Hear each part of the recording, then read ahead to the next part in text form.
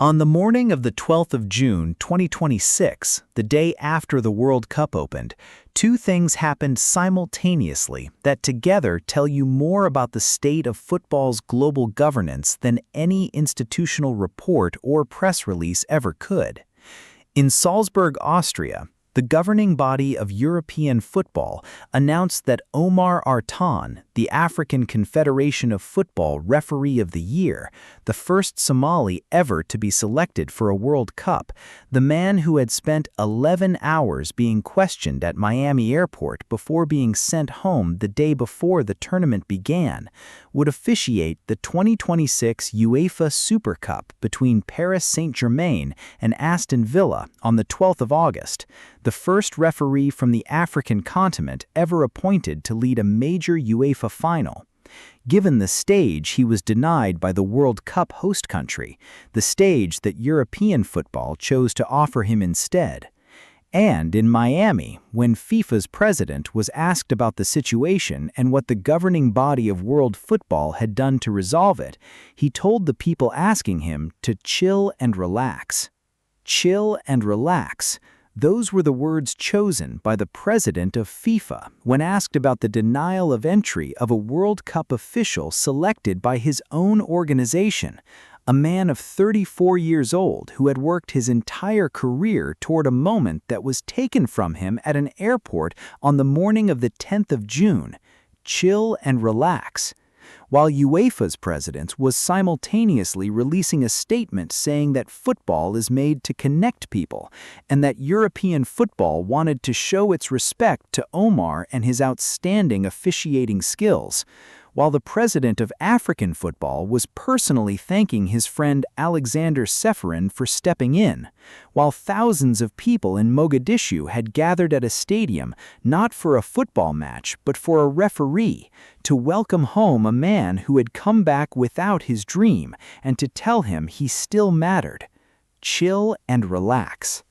That response from the president of the organization that runs the World Cup has become the sentence that defines the institutional gap at the center of this tournament. The gap between what the governing body says it stands for and what it actually does when the values it proclaims are tested by a real situation involving a real person. FIFA selected Omar Artan. FIFA put his name on the officiating roster.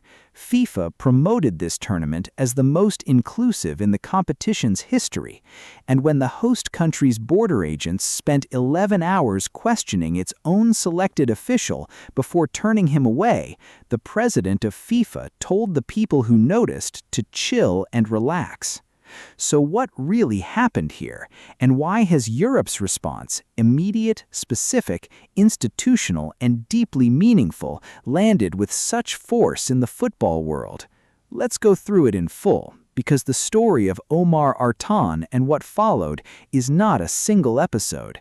It is a sequence of events that began at Miami Airport and ended, at least for now, with the most powerful statement any football governing body has made during this tournament, not in words, in an appointment. Artan arrived in Miami on the 6th of June. He was 34 years old, born in Somalia. He has been on the FIFA International Refereeing List since 2018.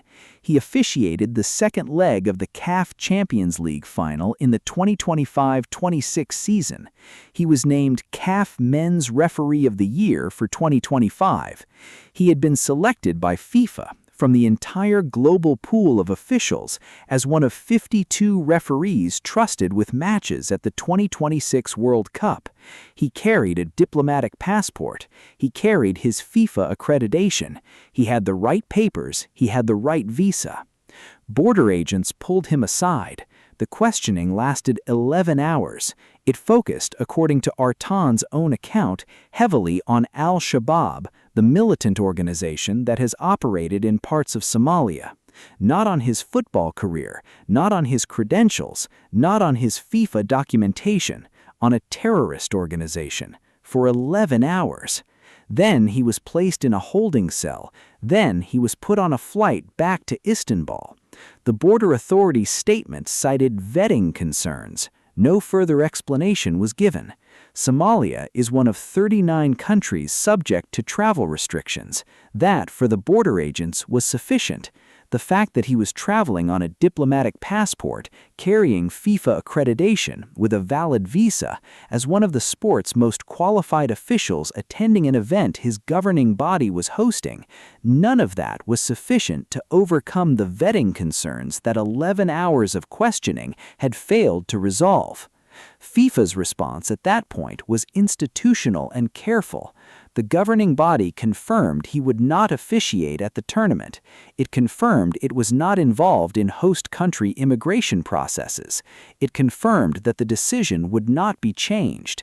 And then, when its president was asked directly about the situation in the hours after the World Cup opened, he told the people asking him to chill and relax. Now here is where things change completely, because the response from European football was the opposite of chill. It was immediate, coordinated, and carried with it the weight of an institution that understood exactly what it was doing and why. UEFA's president released a statement that was precise and meaningful in every sentence. He said Omar Artan is an excellent young but already experienced referee who has proven himself at the highest competition level of the Confederation of African Football. He said football is made to connect people, and then he said something that contained the full weight of what the appointment represented. He said UEFA wants to show its respect to Omar and his outstanding officiating skills. That last phrase, which had earned him such a prestigious nomination, is a direct reference to the FIFA World Cup selection that was taken from him. UEFA was not simply offering Artan a match, it was affirming in the most public and institutional way available to it that the judgment of those who selected him was correct, that the vetting concerns cited at Miami Airport were not football concerns, and that European football was prepared to say so by giving him the biggest stage it had available.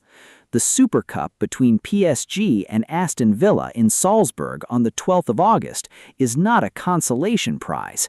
It is a match between the Champions League winners and the Europa League winners, one of European football's most prestigious occasions, the opening match of the European season.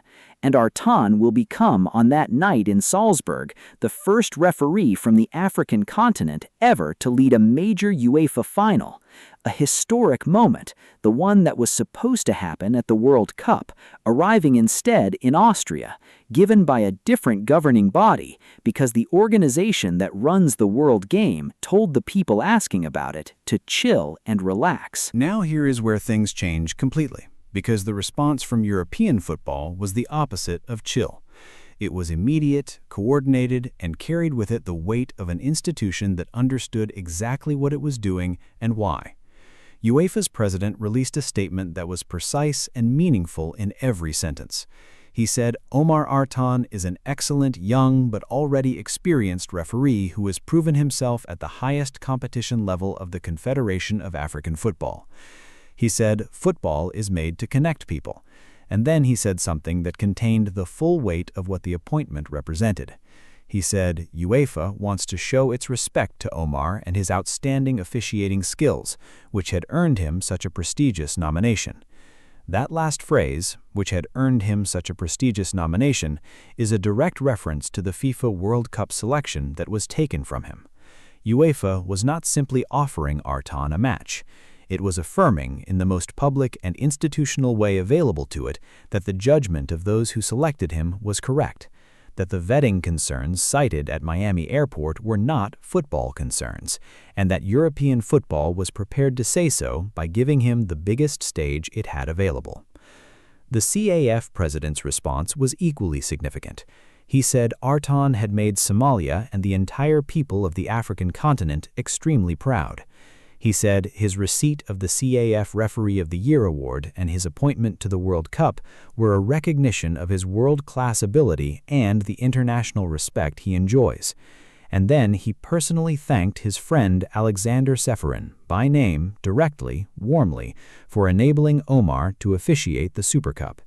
That personal acknowledgement from the president of African football to the president of European football in public is a measure of what the gesture meant to the continent whose official had been turned away.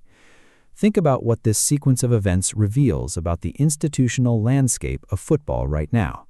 FIFA runs the World Cup. It has the commercial scale, the broadcasting arrangements, the prize money, the global platform, the authority to select officials from anywhere in the world and place them at its tournament. It selected Omar Artan. It could not protect his ability to be there, and when he was sent home, its president told people to chill and relax. UEFA runs European football. It has its own competitions, its own commercial relationships, its own authority over the officials who manage its matches. It does not run the World Cup. It has no jurisdiction over what happens at Miami Airport. And within hours of Artan landing in Mogadishu, UEFA had confirmed his appointment to the Super Cup final, worked with CAF to make it happen, released a statement through its official channels, and made him the first African referee ever to lead a major UEFA final. A historic moment, the one that was supposed to happen at the World Cup, arriving instead in Austria, given by a different governing body because the organization that runs the World Game told the people asking about it to chill and relax. The contrast between those two institutional responses is not subtle. It is direct and deliberate and visible to everyone in world football. And it is the clearest expression yet of something that has been building around this tournament for months. The growing divergence between what FIFA's president says about inclusivity and global football and what the governing body actually does when those values are tested in practice. The Artan episode is not the only expression of that divergence.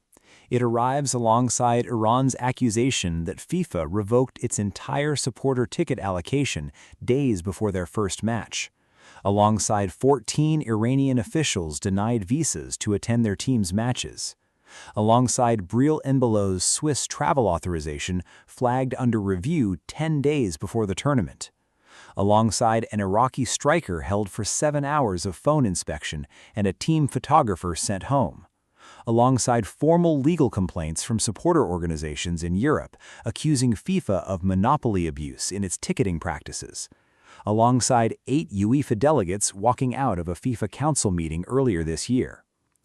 The pattern across all of these episodes is the same.